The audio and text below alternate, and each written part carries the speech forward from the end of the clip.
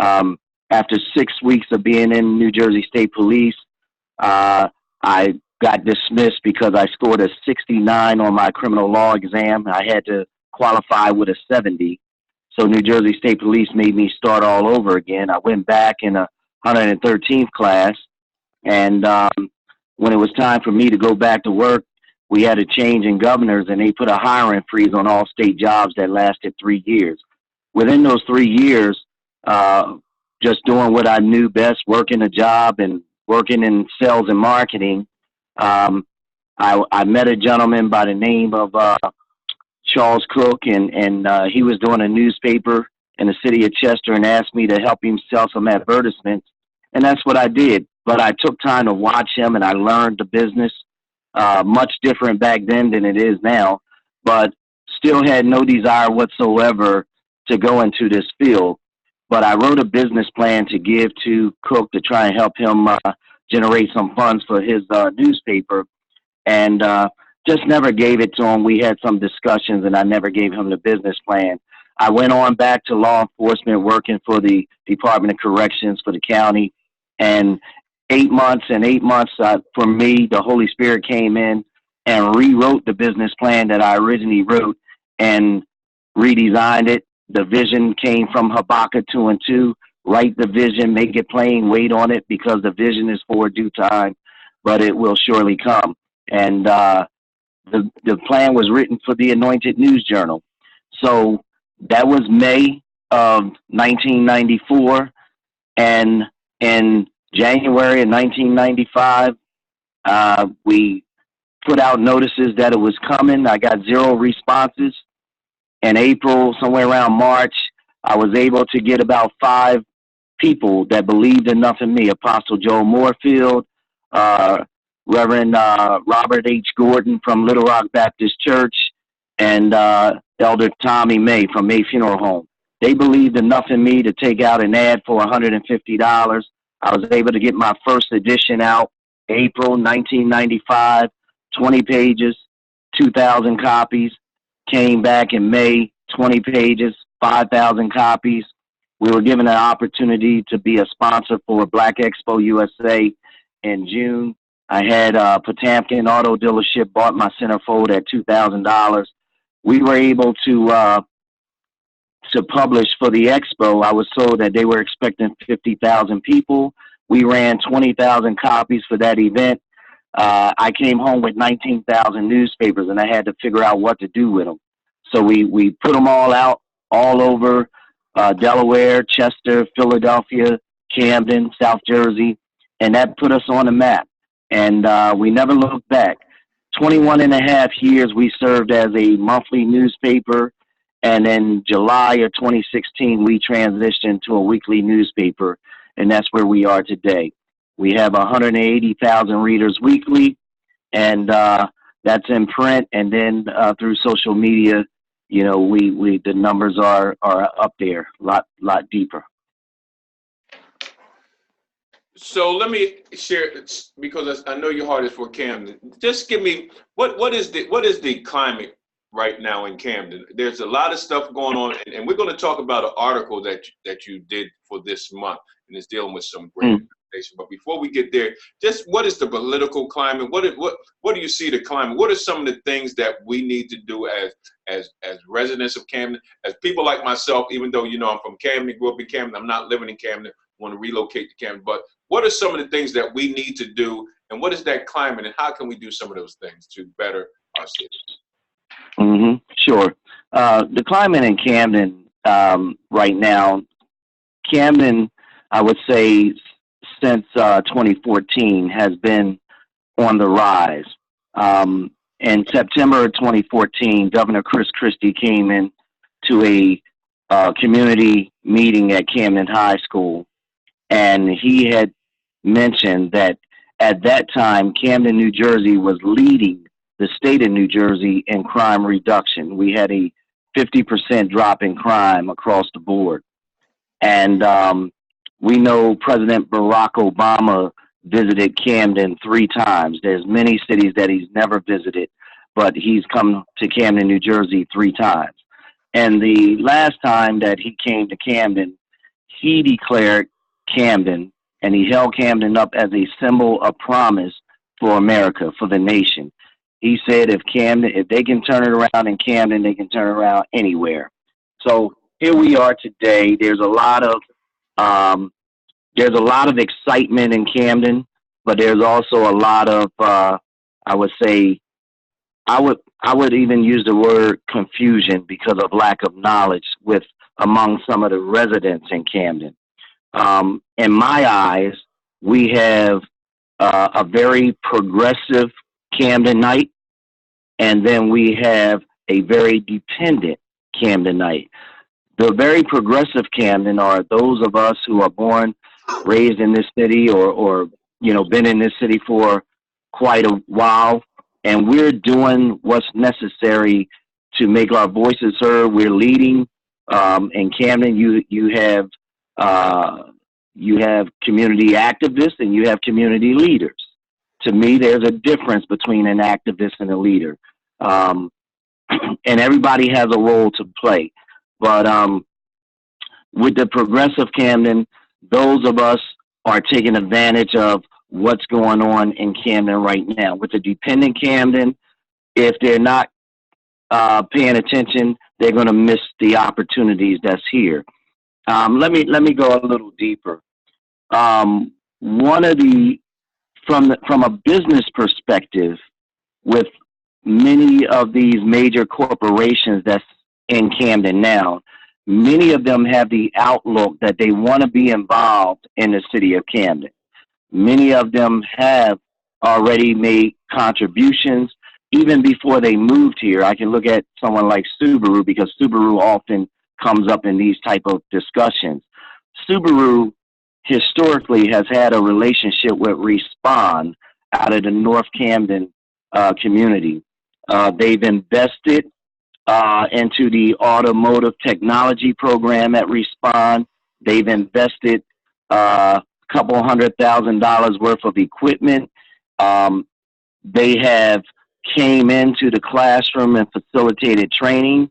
I've sat in a classroom with representatives from Subaru during graduations, and many of the individuals that have come through the Respond Automotive program have done internships at many of Subaru retail places, and I've written stories on a lot of the individuals that have graduated and that are now working.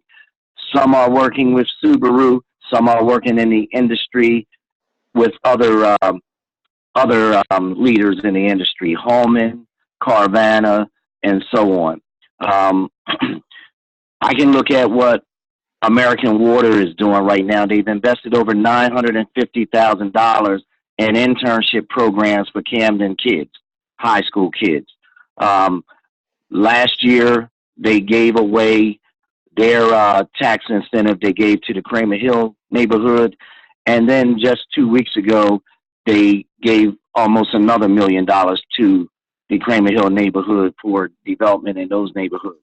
So I'm not saying that they're all living up to what they should be doing. I do have some concerns about some of the companies, such as the Philadelphia 76ers. And but I'm also fortunate because I get to walk through a whole tech.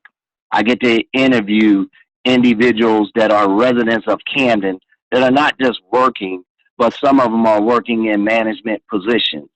And we have put that information out there. Our goal as the local newspaper is to highlight the positives. And when I interview individuals and when I say to them, so you're telling me that there is job opportunity here in the city, the response is yes. Now, I was in a meeting yesterday with Camden County College and many representatives from the community. And oftentimes, and now I'm going to go back, get away from the progressive Camden. I'm going to talk about the dependent Camden. For 7 years, I served as the local coordinator for the United States Marine Corps. Hold on one second, brother Chris. Hold on one second. Listen, for those of you, I see you guys that's coming on. This is CEO and chief editor of Anointed News Journal right here in Camden, New Jersey, and he's just bringing up the speed. I want you guys to know, talking about Camden, talking about some progressive things, talking about some issues. Okay, I just want to bring you guys up to speed. Go ahead, brother Chris. Mm-hmm. Now, when I talk about the dependent Camden, again, for 7 years, I served as the local coordinator for the United States Marine Corps Reserve Toys for Tots Foundation. Camden County was my area of responsibility. Some of our Camdenites have a mindset that you're supposed to give me. You're supposed to give me toys at Christmas. You're supposed to give me turkeys at Thanksgiving. You're supposed to give me a food basket. I'm not supposed to give you a donation so you can go help someone else. So again, and let me also say, Ray, that from 2007 to 2014, I volunteered my time going into the classroom Monday through Friday from 1 to 4 every day to teach job readiness, life skills to ex-offenders, welfare to work, people re-entering into society. I was an employment coordinator. So my role has always been hands-on in the city of Camden. And it's time for people to stop making excuses. I've sent people down to the Camden County One Stop, and every county has a One Stop.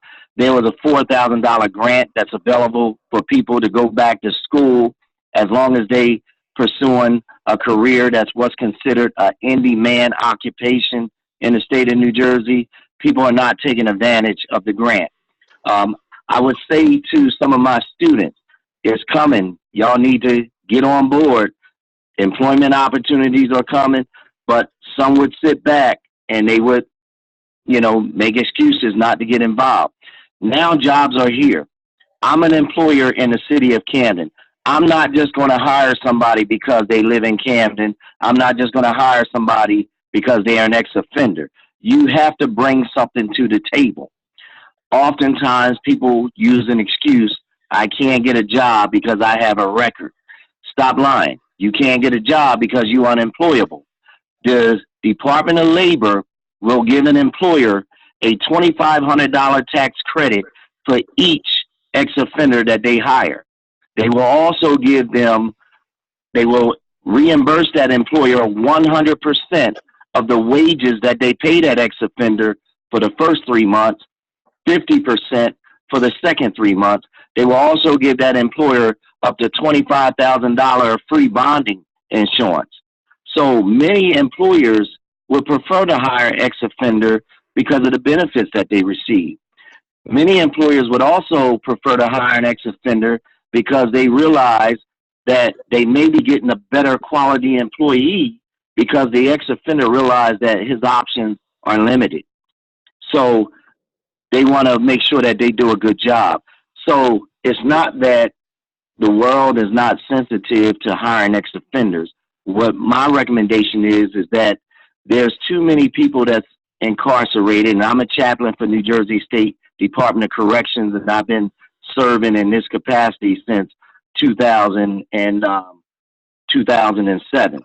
Now, in the State Department of Corrections, inmates have over a 75% pass rate on a GED when they take the GED test on the first time, because the State Department of Corrections has partnered with places like Princeton University, other colleges and universities where students and faculty are coming in and tutoring and mentoring inmates.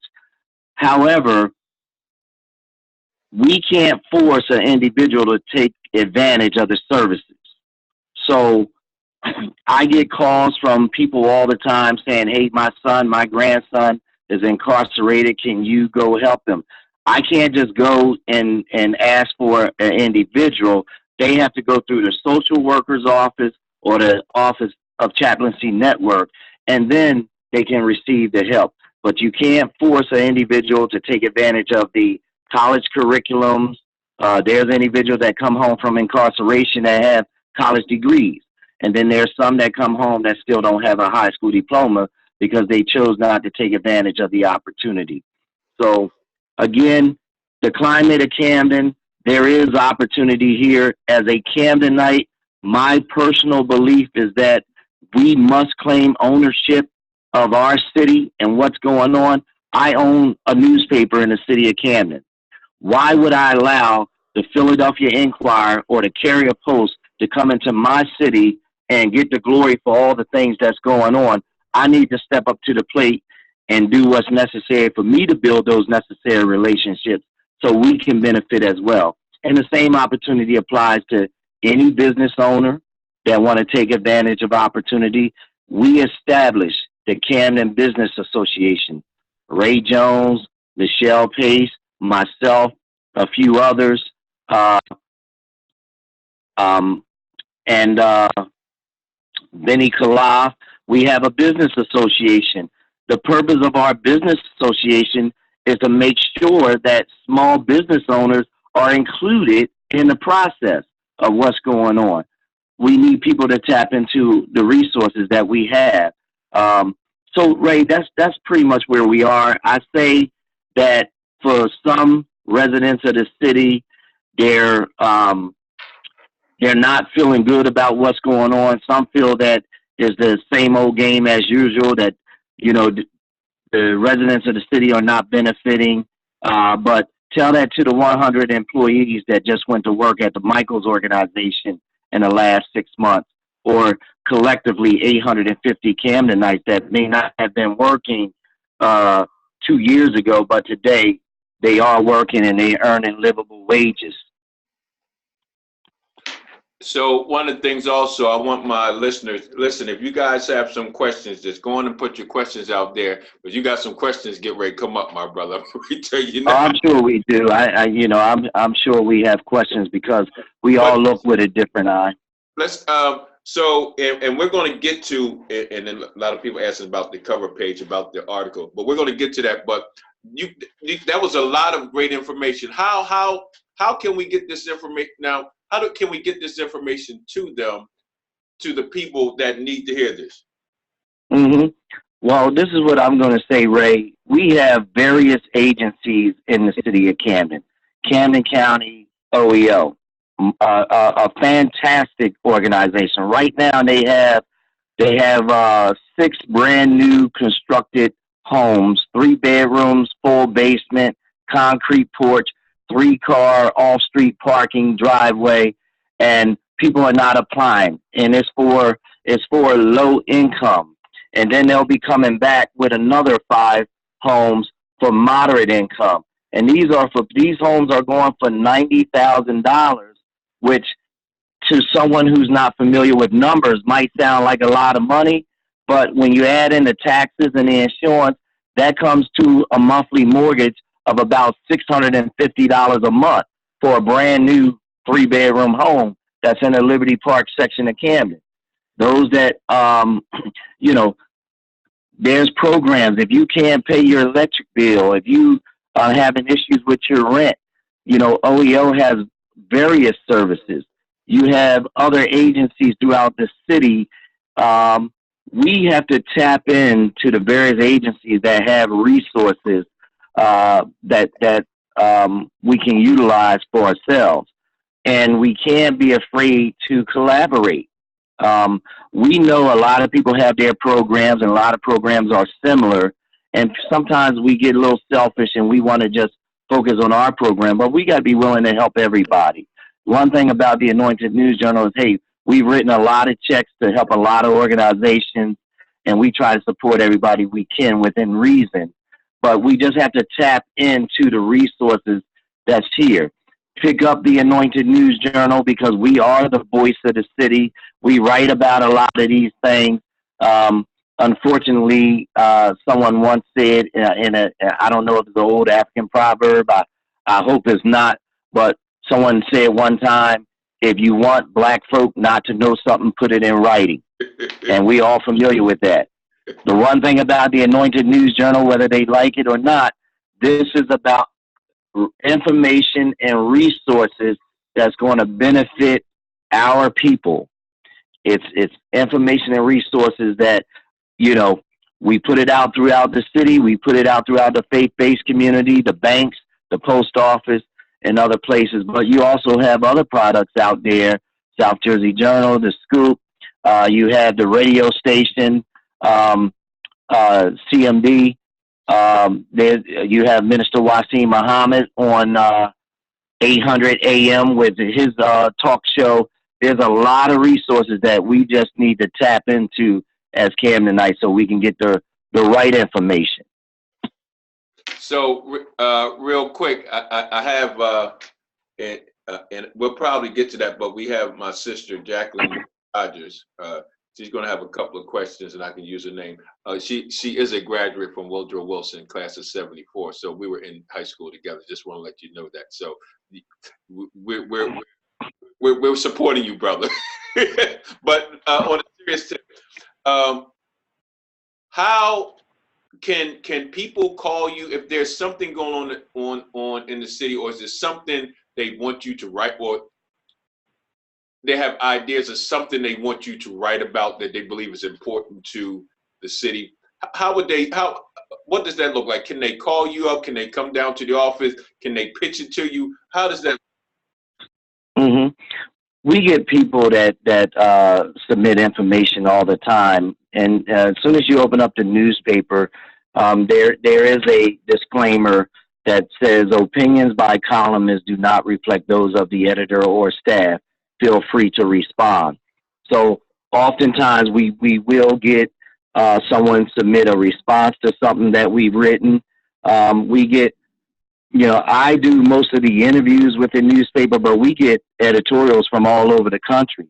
Matter of fact, last month we wrote the Bobby DeBarge story, and that came from his good friend Bernd Lichters out of Germany. So when we did the story on Miss Malawi, that came from Malawi, South Africa. So people can always submit information. We did a story one time on why Martin Luther King Jr. was a Republican, and we talked about Abraham Lincoln. We talked about the history of the Republican Party, how it was the Republican Party that gave birth to the NCAA, that it was the Republican Party that gave birth to the Emancipation Proclamation to free the slaves, and historically how if Republicans supported women and people of color. I'm not pushing Republican. I'm not a Republican, and I'm not pushing this dude that we have in office. I'm just giving the history. And one gentleman wrote in from Rutgers University, and he said, well, hey, if Abraham Lincoln could have freed the Union or saved the Union without freeing the slaves, he would have done that too. So we receive information from various sources, and people can always write in. We get op-eds all the time on all different type of subjects. What we try to stay away from is that the Anointed News Journal is a publication of positivity, and we bring issues to light, but we don't get into the bashing mood. So, wow. And I think people need to hear that, what you just said. Because a lot of times they expect, because you're an African American, you're a black gentleman out of Camden, that you're supposed to expose and write about all the negativity. And I'm kind of like on, you know, everybody know I'm an active. I'll deal with stuff, but I deal with solutions. Absolutely. So I really listen, guys. Listen, it's very important. What was so powerful about that? So you got a understanding of the editor's mindset. It's not that he's not dealing with issues. He knows the issues are out there, but he's coming with the solutions. He's coming with the things that are uplift, things that'll be positive. Everybody probably won't agree with it, and you know, but the reality is, where is he coming from? And I think that's right. Let me interject, because you hit it on the head. When I said earlier that there's a difference between community activists and community leaders, you know, and there's a role for all of us. I'm a community leader, right? I'm not mad at my friends that are activists. Activists uncover things, they raise hell, they, do a lot of things. But leaders come with solutions, right? If you're going to call me and you're going to tell me that we're marching to City Hall, I'm going to ask the question, what's the outcome? If you can't tell me what we marching for and what the outcome is, you're wasting my time. I need outcomes. I need solutions, and that's what we fight for. So look, let's get ready to get to this, and that's a great piece, and I appreciate it. So now Yeah, before we get to the cover page, let me say this. Let me be extremely clear on this one thing. It's okay for Chris Collins to be the owner of the black newspaper in Camden, as long as Chris Collins stayed poor. But at what point does the black newspaper qualify to do the same business that the white newspapers do? I get feedback, oh, he's selling out to the Puerto Ricans. He's selling out to the county. I run the legal notices for Camden County Office of the Sheriff. I'm one of 5 newspapers that run these notices. It took me 4 months and $10,000 out of my pocket just to prove to people that I was a legitimate weekly newspaper. None of the other 4 newspapers had to do that, but the Anointed News Journal did. And now that we run the notices, right, maybe making a few dollars, giving more contributions in our community, does that make us a sellout, right? When I cover events for the San Juan Bautista organization, they do a series of events leading up to Parade Day. They pay me to come out and cover their events. But I'm always supposed to come out and cover all the black events for free because I'm the black newspaper. We want to cover everything. We try to highlight all the positives of our city of Camden. We feel is necessary. We believe that it should be more Anointed News Journals or grassroots newspapers like that could tell our story. But we have to be supportive of one another, okay? Those that want to talk about it, my question is, have you ever given a contribution to support your local newspaper? You buy the Courier Post, but you don't support black media that's in your hometown, and that has to change. One of the things that Claude Anderson said is 5 things to that you should have for a community, which we don't have in Camden. We have neighborhoods, we don't have communities. But the 4th thing is media. To be able to have media, because you talk about this fake news, but we're talking about a media that will challenge the negativity that's saying about our culture, that's saying about our city. And I think that's what we need to understand, that you can bring to the table. Now, here go Ray Wilkerson. Let me go. This is our problem as black folk. We would rather, this Jewish guy said this: the difference between black folk and Jews is Jews argue after they get the money, and we argue before we get it. We really have to change our mindset. No matter what we think or anything, we're allowing everybody else to create wealth for their families, for their generations, and we do not back our businesses. We put a higher standard on our businesses. We put a higher standard on the people that we have, but we want to do the less to invest. We want to do the less to patronize, So we have to come to this point where, while we're not doing what we're doing for our businesses and for the Anointed News Journal financially, everybody else is getting richer and we're getting poor, and we're still in that same crab in a barrel mentality. Let me show you something about the crab in a barrel mentality. Didn't create the barrel. So why are we in the barrel? So after hearing what he just said, I'm just a person that's straightforward. I am a business owner. We have a lot of black businesses in Camden. We have a lot of black grassroots organizations, and we got duplications of services. We got all these things. If we could ever just bring everything together at one time, right? Everything together, work together, right? And put all our resources together, like everybody else do, and put everything else to the side to get to a solution. Now, we're going to talk about And I know you got you know, when I looked at it, I said, Chris, boy, you out there. But that's boldness. When I looked at the cover, right, of the journal, here's the cover, right? And I even had some people, I had a guy last night texting him, did you see the cover of the paper? Yeah, I saw the cover of the paper. It says, let me tell you what the cover says. The Norcross Foundation and partners, the Michaels Organization, NFI, and the Cooper Foundation announced the first ever 1 million community business grants. Programs for Camden City grassroots organizations, grants from 500 to 5,000 will be awarded to support programs, projects, services, or capacity building activities must directly serve or benefit residents in the city of Camden. Grant applications are due on or before Friday, November 8th, 2019 at 3 p.m. So I can almost imagine this is I know it's a real controversial thing in Canada because you got people, George Norcross, and George Norcross, he's the one that's suppressing it. And now Brother Chris is supporting George Norcross. So you have these two fractions, right? So when I looked at this, right, because I'm very objective. I'm from Camden. I'll do anything for Camden. That's just who I am.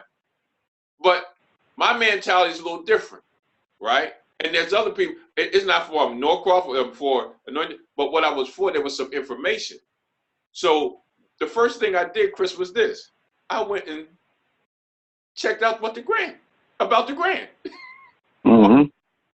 What they talking about. All right. Then the first thing we'll say is, well, it's only going to be for certain people. We'll get to that. That might be true. But let me see. Let me get a strategy. Let me get an understanding. What are they talking about and what are they funding? So when I looked it up, and the first thing I was looking for is who's eligible and who's not eligible. Mm-hmm. That the eligibility is for all nonprofit organizations. I'm saying, okay, but then it says that a nonprofit organization, if you're not a nonprofit organization, you can actually come under the umbrella of a nonprofit organization. Then it says, mm-hmm. by you being and this, let me use this for communication, the umbrella agency, that you can have as many programs underneath your umbrella as you want to put in for the grant. I'm just giving y'all information. Now y'all take with it what you want. So mm-hmm. those are the eligibility. So when I looked, I said, okay, now who's not going to be eligible? Because that's what I'm looking for. Who's not going to be eligible? Is this going to help or this is going to hurt? Right? So when you looked at the not eligible, youth sport organizations. Now that's the only one I really had issue with, and the first thing mm-hmm. that came to mind was my brother Rashad Hornsby because of the Centerville symbols, but Kevin Walls with his stuff. So I'm thinking about right? So I kind of, I ain't gonna kind of, I had an issue with that part, with that one not being eligible, because I think in Camden, that is a motivator. Our youth, when I was growing up, sports always was like, that's what got you going, right? As a young, that kept you out of trouble, stuff like that. Right. Number 2 was government agencies. I'm good. Individuals for nonprofit businesses. I'm good. Schools, right? Universities, colleges. I'm good. Hospitals and political. So those are standard. Those last 6 I was good with. Mm-hmm. You would really take a look at the sports organization for whatever reason it is. But that's probably the only one I really had. That's the only one I had a real issue with because of how our young kids learn and how sports, with the right mind frame, can get us into college for free and not trying to get to the pros. Or mm-hmm. sports can open up doors that normally can't be opened up. Okay, so that's the only one I really had issues with. Then it talks about the community building activities to improve. So there's 8 community activities. And these are the activities that they're opening up for us that you as a nonprofit, that you can go for. One is physical improvement and housing. This includes rehabilitation of housing and residential home improvement programs, neighborhood improvement and revitalization programs, department or maintenance of parks or space. So when I looked at that, the first thing I always come to my mind is, okay, in order for us to be a community again, we have to have some economical power. So we now have to be able to renovate, to revitalize, to take ownership on the housing market in our place. So I'm good with that. I mean, I'm good with all 8 of them, but I want to expound on them real quick, and then I'm going to turn it over to you. But I just want everybody that's listening right now to hear some of the things. It doesn't, right now, I mean, everybody just take the Norcroft thing and just take it out of your mind for a second, and let's look at the grant. And Brother Chris is going to talk about that. He's going to talk about the interview that he had. But right now, I just want to show you what is available.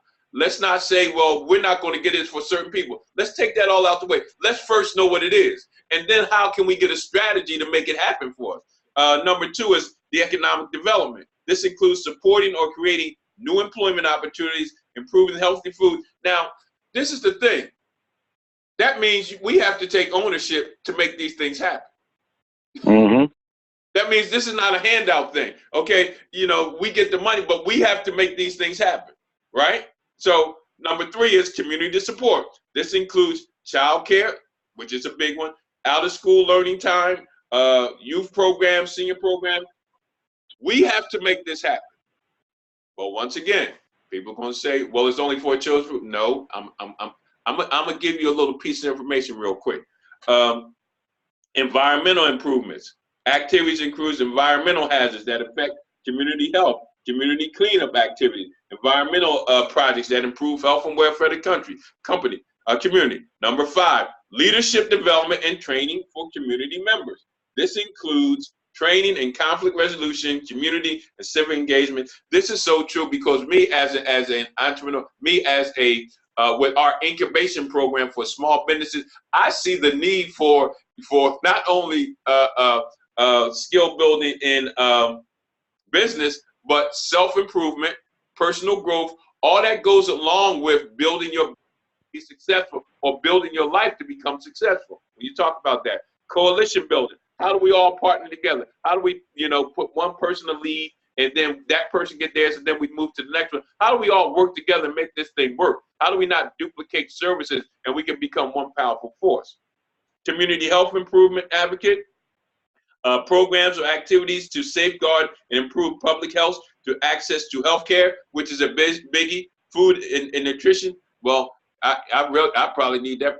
I need you. I can't develop that program, but I need somebody to develop because the only thing I eat is junk all day. But anyway, and lastly, workforce development, job readiness training, employment skills development, and things like that. I think the only thing that's really missing, and because it's just my field, is entrepreneurship, some type of entrepreneurship. Even though I know we talked about economic development, but this talks about employment opportunity, but something that's going to give a base that's going to, I always call it the 4 S's, the structure, strategy, system, and sales of small businesses that will reinforce, that will teach them that there are 22 different type of business models, 7 criteria to a model.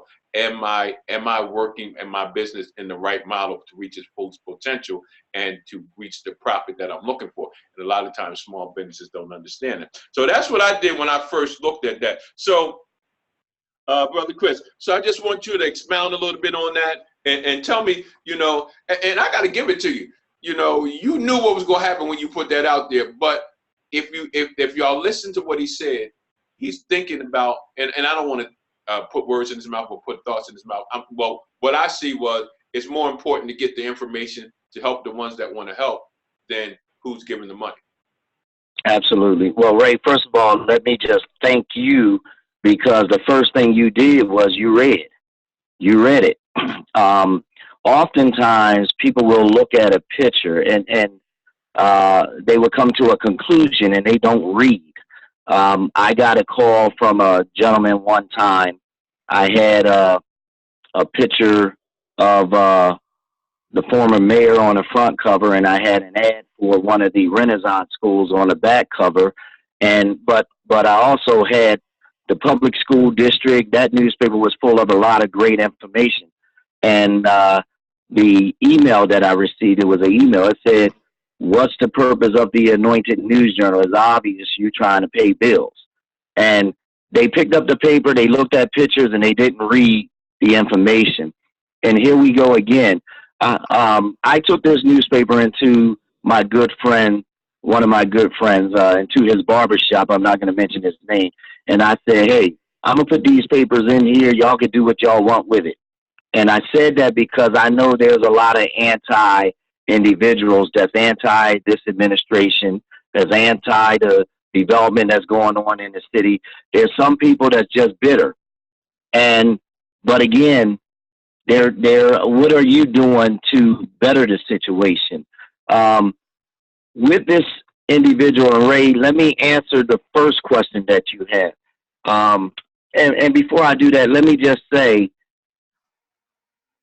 the Anointed News Journal is not afraid to publish information that's going to help the people in Camden, whether it's a Norcross on a front cover or whether it's a gangster on a front cover. If they got something good, information that's going to benefit the people, then we're going to write about it. They talk about our relationship oftentimes Congressman Donald Norcross publishes things through the Anointed News Journal. And people will see his picture and the name and turn away. Read the information. When he initiated the Bail Reform Act, who does that benefit?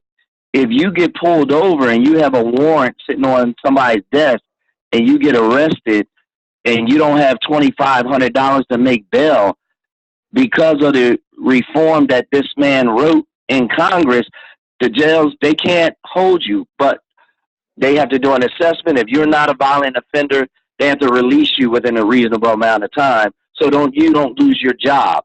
That was written by Congressman Donald Norcross. Fighting to raise the minimum wage to $15 an hour. Who is that benefiting? We were at $8.75 minimum wage. The congressman fought for that. Cooper Hospital was one of the first companies that, before it became law, raised their minimum wage to $15 an hour, fighting for equal pay for women. So now we come down to my cover page with George Norcross on the front cover. Now, the Norcross Foundation, Michaels organization. Brother Chris, before you get in there, I got it, and they've been wanting to ask this question. So I guess you can bring it in. You can just know you got to answer this question. My sister, Jacqueline White Rogers, says, do you feel as though George Norcross is a friend of Camden? You can slip that in, but definitely want to answer that for her. But go ahead. Okay. All right. I'll say this. I am the only news reporter that had the opportunity to do an exclusive interview with George Norcross. I got a call from the Cooper Foundation, and they wanted to make sure that the Anointed News Journal did this interview because they know that the Anointed News Journal reaches the people of the city of Camden. And I dug deep in my interview with him. I asked the questions that the people of the city of Camden want to know. And this man answered those questions. There's two things that mattered to George Norcross. One was Cooper Hospital, and two was that the city of Camden had to be recognized for something other than the most dangerous city in America. And he elaborated on that. His parents were here, his grandparents were here, he was born here, and, he's very much invested in this city. So I'll take it from there. Now, your first question, you had an issue about sports not being included in this grant. Even though this is the first ever $1 million community building grant, is not the first $1 million grant that the Cooper Foundation and Norcross Foundation have come together to give to the city of Camden. I believe it was maybe 3 years ago that the Cooper Foundation established an organization called the Camden Health and Athletic Association. A couple partners came together and they put $1 million together, $200,000 per year for 5 years, so that Camden athletic programs could petition money from the Athletic Association grant that could help their organization. Rashawn Hornsby with Centerville Simbas, Brad Hawkins with Whitman Park, Desmond Newbill, Brian Morton. All these organizations are benefiting from the CHA. The acronym is CHA, CHAA. And we have Al Dyer, who was the athletic director at Camden High School, is a program coordinator for this particular grant. So anything that deals with sports. Interject some. That's Al Dreyer that Coach Wilson's women's basketball team in all them championships, state championships. Yeah, that's Al Dyer. That he did coach Wilson with the women basketball, but he did not coach Camden High, #1 in the nation, class of 1986 basketball team. Man, by David Clarence Thurder did that.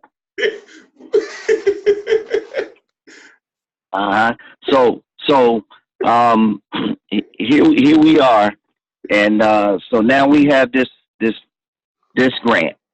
Again, if you are a sport program, there's $1 million grant for that. So what that grant does, it assists them with technical stuff. It pays their insurances for the kids, and that's the athletic grant.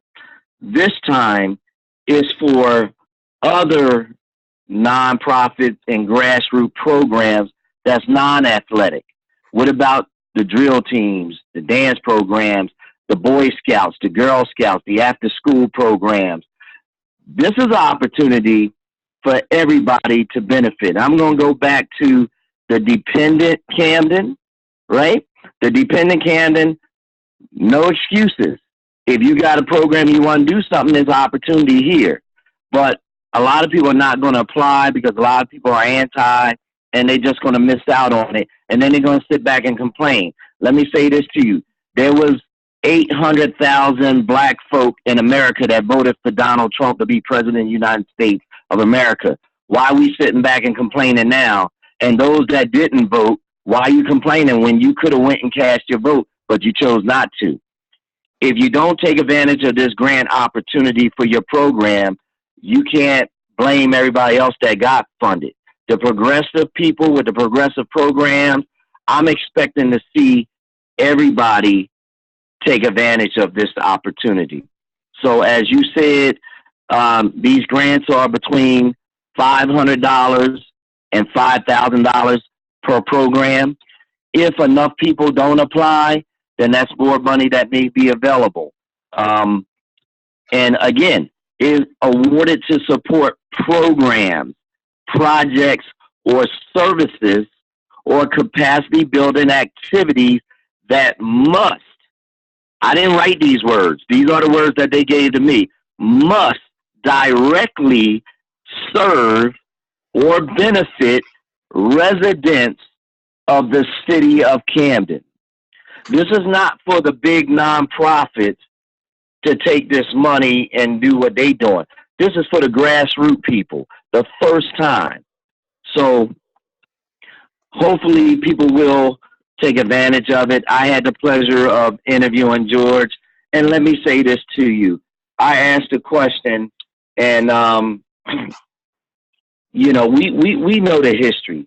I asked George a question about, is there a difference between who he is today as opposed to 10, 20 years ago?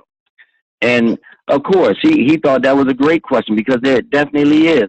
When he first came on the scene, he was 29 years old. Today, he's 63 years old. The interview is in the paper. I encourage everybody, the papers are all over the city. I encourage everybody to try and get a copy of it, and, so that they can read for themselves. If you read the interview, it will give you a different understanding. I'm not endorsing anybody. I just wrote the story, and it's for those of us that read it to eat the fish and spit out the bone.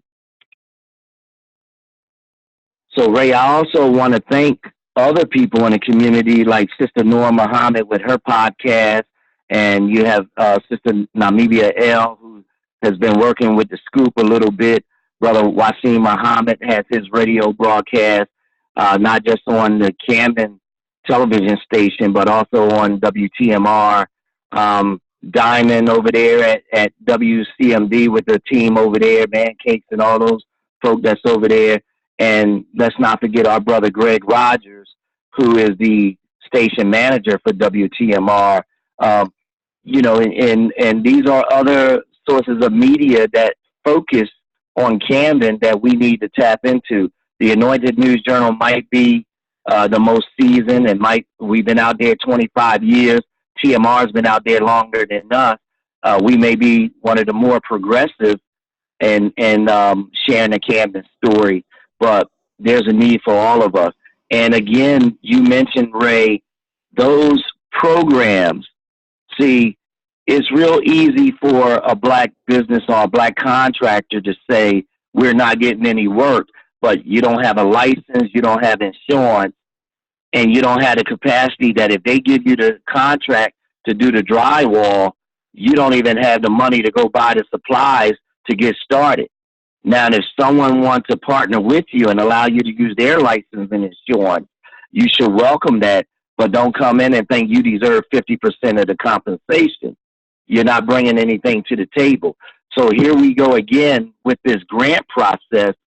There's great programs out there, people that's doing great work, after school programs, churches have programs, and you might not be a 501c3.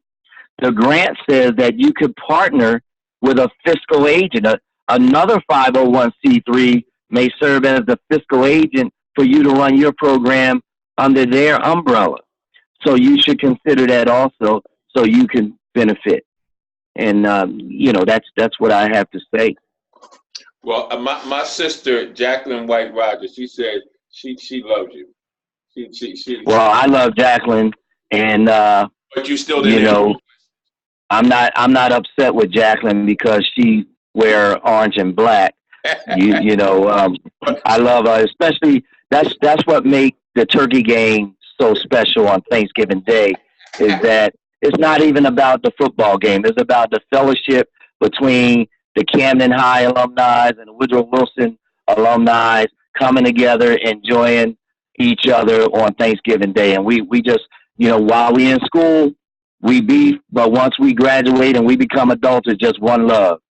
That's right. Truth be told, it's only one high school in Camden. That's called the High. We don't even have to say Camden. It's just the High.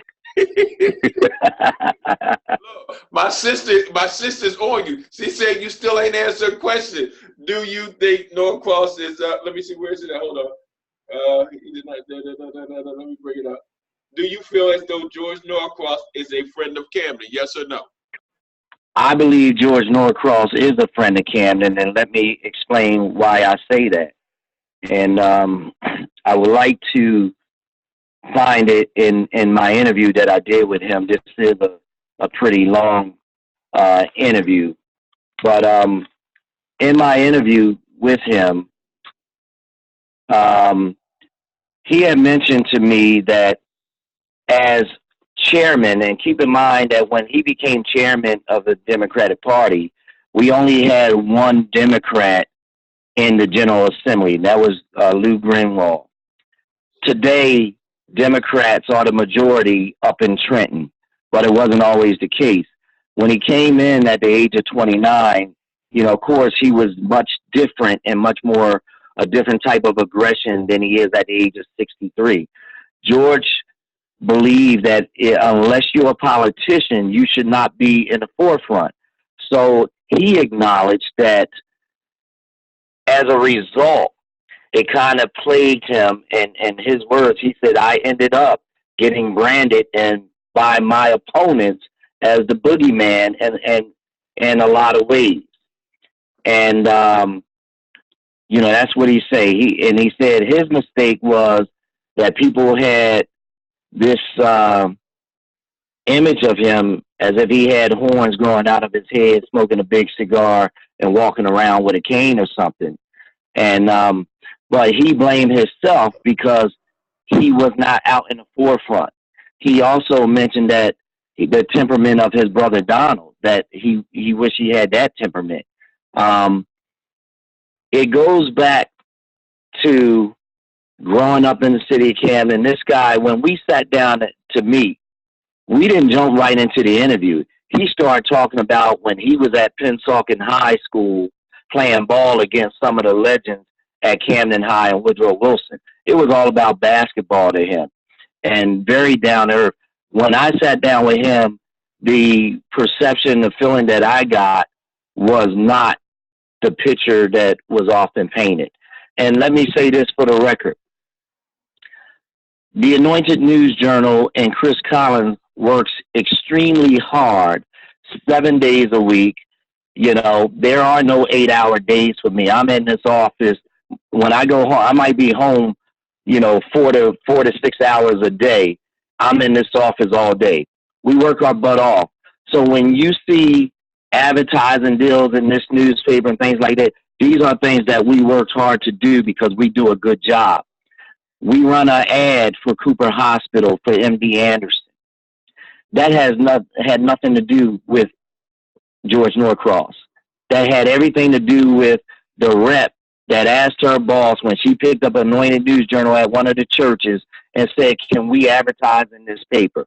My relationship running the virtual ad and the Lord's ad and all the work that we do as a result of our hard work and our efforts. It's not that we're in anybody's pocket. Prior to my interview with George, I haven't had a conversation with him. So I say that to clear the air because a lot of people think that people are bought out and people are this and that. You know, this is on the up and up, and I'm glad that I had the opportunity to interview this man. I asked him a question: what do you feel your parents would be most proud of you of? And he talked about the KIPP Renaissance School. He talked about the formation of Cooper Medical School that transitioned Cooper Hospital from just a hospital to becoming a medical school and a university that kids from all around the country want to come to.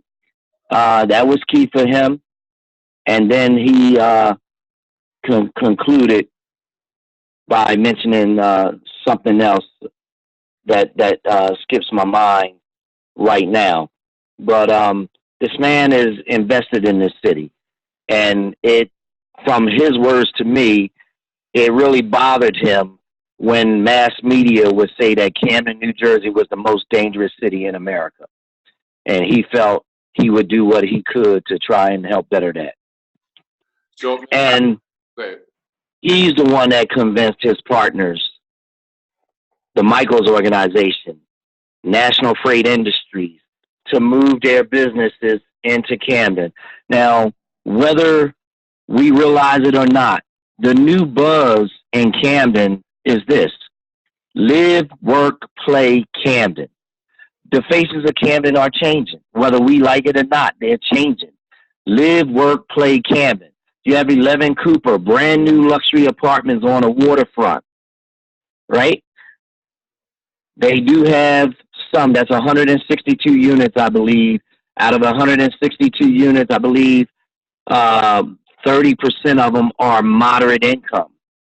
So people can get in there, they can move in there. But right across the street is the tower, the Partners Tower, Connor Strong Bucklew, which is George business. You have the Michaels Organization. You have NFI Industries. And then on the backdrop, you have American Water, their national headquarters, right on the Camden waterfront. So live, work, play Camden.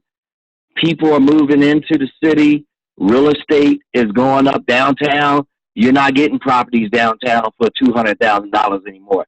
Now properties are becoming 7 figures. So those that are like yourself, Ray, that's looking at coming back home and possibly making some investments, now's the time to do it.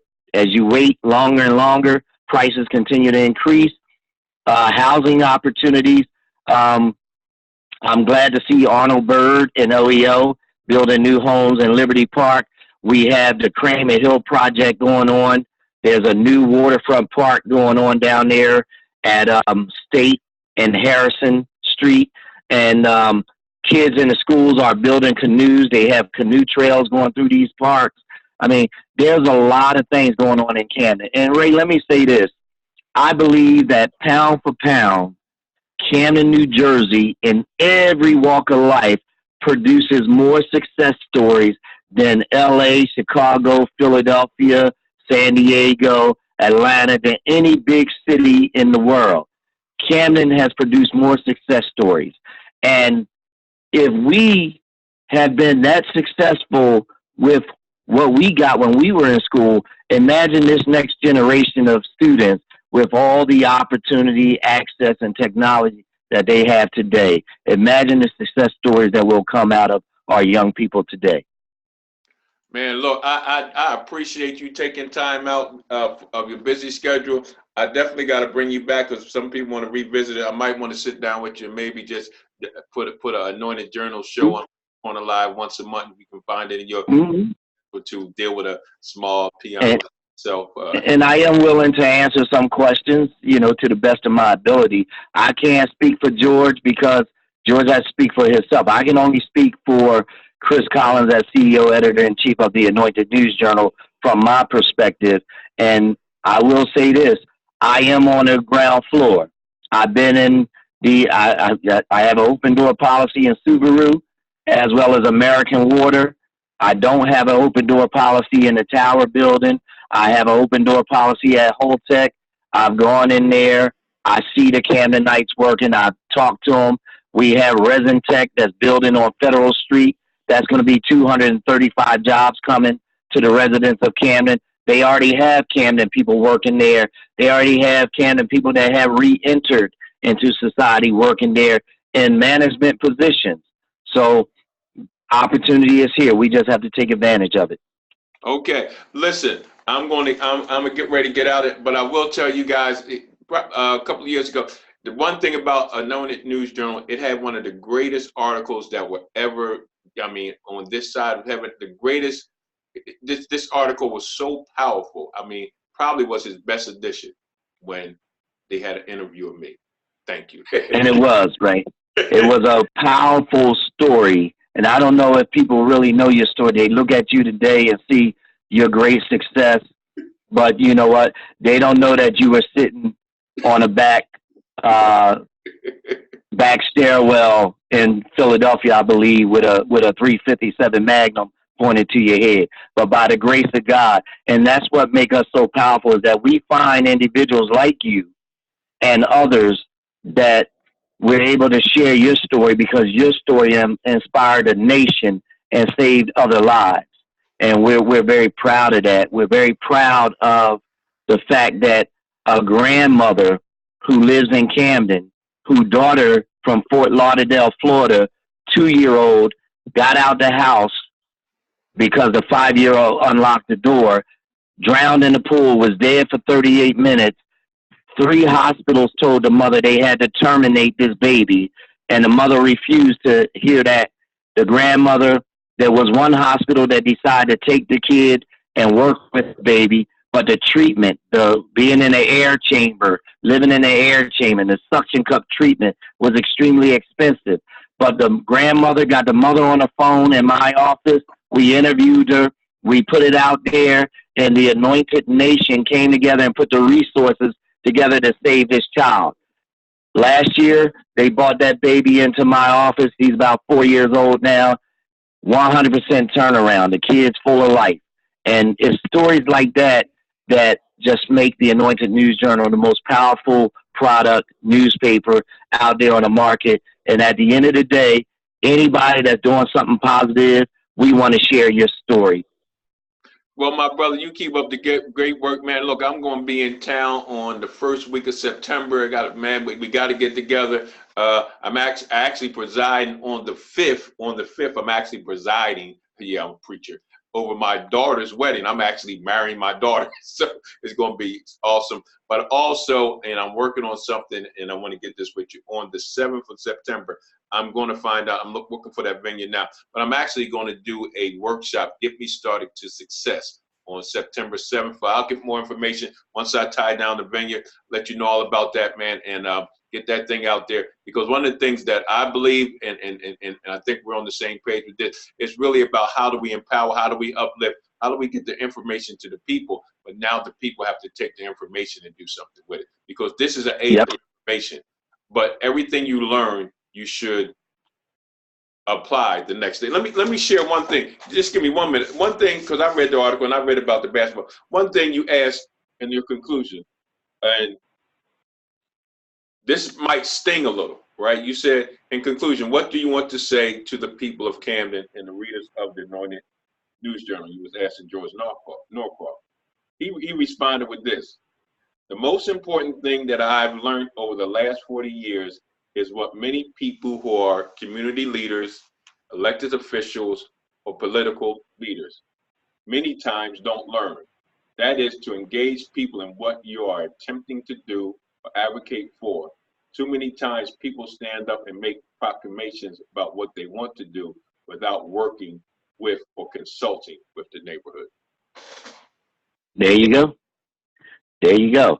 And this interview that I did with George probably was about 5 or 6 months ago. We didn't release it because we had to wait until they figured out how could they really benefit the people of Camden City. How do they really want to disperse this grant? They knew that many organizations in Camden were not legitimate 501c3s, but how can they benefit from this also? So they had to figure out a lot of things.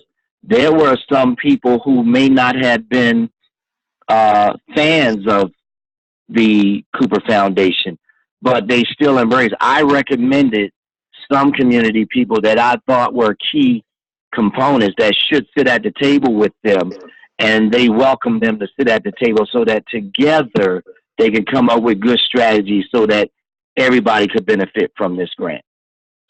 And I'm gonna lead, and I'm glad you brought that up because I want to put this challenge out there. I'm gonna put this out there to you. You know, I've been doing proposal writing classes for the last 20 years. I teach people how to write proposals. What I want to do, and with your assistance, or if there's even a need, because November 8th is coming, I'm willing, if there's enough participants to come into town to do it, give me a venue, do a 3-day workshop on proposal writing, teaching people how to write proposals, and I'll do it absolutely free. Mm-hmm. Yep, cool, man.